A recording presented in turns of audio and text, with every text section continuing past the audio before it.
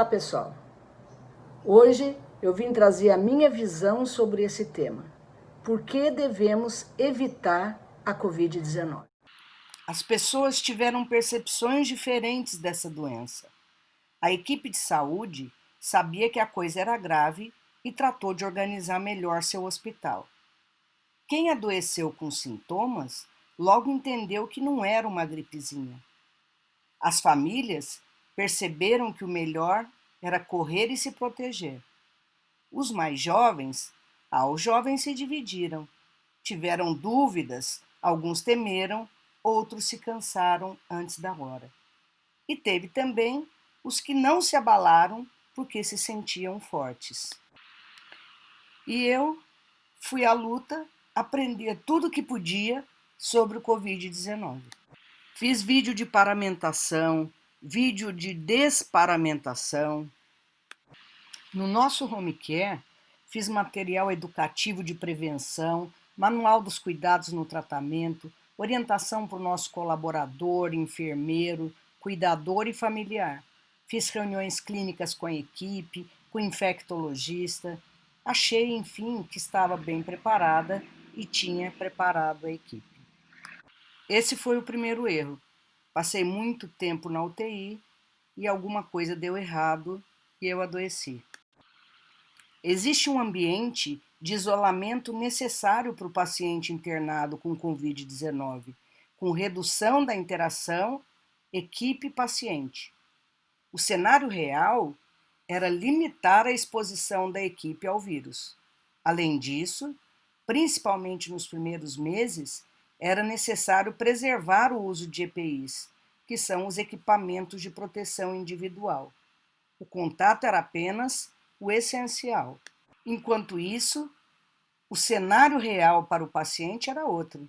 O medo absurdo da UTI, de ser entubado e não sair mais. Era um cenário escuro, desconhecido, completamente solitário, assustador, triste, sem despedida. Mas o que vemos hoje? As pessoas cansadas de 6, 7 meses de isolamento social, e alguns até comentam que queria ter logo essa doença e ficar livre. Mas o que eu quero hoje é mostrar por que você deve continuar fugindo dessa doença, da Covid-19. Aqui nós vemos um gráfico famoso da evolução da doença, desde a infecção no estágio 1, depois a fase pulmonar, a fase da hiperinflamação. Vemos os sintomas em cada fase, os remédios mudando a cada nova etapa pela falta do específico. Mas eu vou me ater na fase 4, a fase pós-Covid. Esse estudo italiano mostrou que após 2 meses da fase aguda da Covid, 87% dos pacientes persistiam com alguns sintomas. 1 ou 2 sintomas, 32%, 3 ou mais sintomas, 55%. Piora da qualidade de vida foi vista em 44%. Os sintomas mais frequentes foram fadiga, dispneia, dor articular e dor no peito. Tive e tenho todos. Os americanos mostraram a persistência dos sintomas após 2 a 3 semanas em 100% dos casos. Alguns até mais frequentes que na fase aguda. E aqui, os mais frequentes foram fadiga, tosse, cefaleia e dor no corpo, mas puderam persistir também perda do paladar, anosmia, diarreia, entre outros. Por que a doença pode não terminar ali nas 2 semanas? Porque não é uma doença só pulmonar, como acreditávamos no início, mas é uma doença com prejuízo multiórgãos e pode comprometer cérebro, pulmão, fígado, intestinos, músculos, olhos, cavidade nasal, coração, rim, vasos, provocar inflamação e alteração da autoimunidade. E essas alterações não são simples, não é cefaleia, tontura, encefalopatia, Guillain-Barré, as precoces ageusia e anosmia, mas também AVC grave. A lesão renal aguda pode necessitar tratamento dialítico e deixar sequela e cronificar. Alterações hepáticas, gastrointestinais, tromboembolismo pulmonar, que é uma complicação muito grave, descompensação do diabetes, cardiopatia graves e alterações dermatológicas. Aprendemos que as alterações cardíacas podem ser graves e independente da gravidade da fase aguda da doença. Pode haver miocardiopatias também graves e arritmias diversas.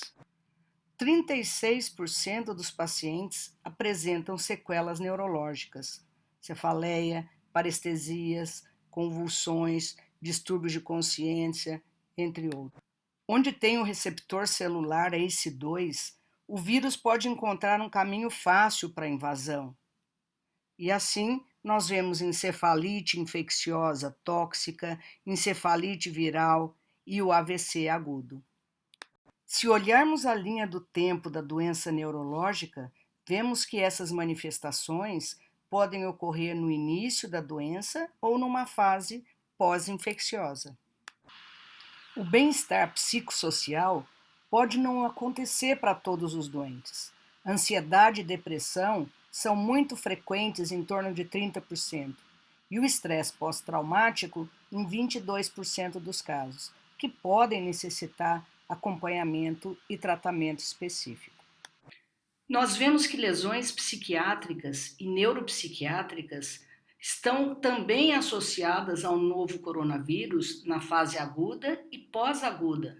O delírio é a manifestação mais comum nas UTIs, mas essa meta-análise mostrou que, além dessas já citadas, podem ocorrer labilidade emocional, prejuízo da memória, memória traumática, desordem do sono em 100% dos casos, ideias persecutórias e todas essas outras que nós vemos aqui. A pneumonia grave, com dano microvascular, após 3 semanas, em alguns casos, pode evoluir para fibrose, conforme susceptibilidade individual, comorbidades, mais frequentes no idoso e em fumantes. As consequências são ruins, com menor capacidade para o exercício, piora da qualidade de vida e talvez com impacto na sobrevida. O tempo prolongado de UTI, sedação, ventilação mecânica, hipóxia, podem favorecer a PIX, que é a síndrome pós-cuidados intensivos, mais comum nos idosos e já vistas no paciente crítico não COVID, com polineuropatia e miopatia importantes. E assim nós vemos prejuízo mental, cognitivo e físico importantes com impacto na qualidade de vida por mais de um ano, inclusive também de familiares. É claro que não temos esse tempo de acompanhamento, mas vemos essa evolução nos pacientes críticos não COVID e que em média ficam até menos tempo na UTI que os pacientes críticos com COVID. As doenças do cabelo são frequentes e mais frequentes nas mulheres, e o eflúvio teléfaro com queda severa do cabelo tem seu pico 3 meses após a doença aguda e deve durar uns 4 meses. As doenças da pele podem preceder o quadro pulmonar ou aparecer muitos dias depois, geralmente com duração de 10 dias. Pode ser um quadro de vasculite ou lesão pelo próprio vírus. As manifestações são tipo erupções maculopapular, urticária, rush eritematoso, petequias, púrpuras, lesão no pé ou livedo reticulares. Aqui você pode ver, em maior aumento, algumas dessas lesões. A verdade é que a Covid-19 já está entre as 12 maiores pandemias de todos os tempos, e o número elevado de mortes ocorreu em apenas 6 a 7 meses. Bom, eu mostrei alguns argumentos que espero possam ter convencido você a continuar fugindo dessa que pode ser uma doença agressiva. É isso, pessoal. Vamos aguardar a vacina. Grata pela oportunidade, hoje eu fico por aqui e até a próxima.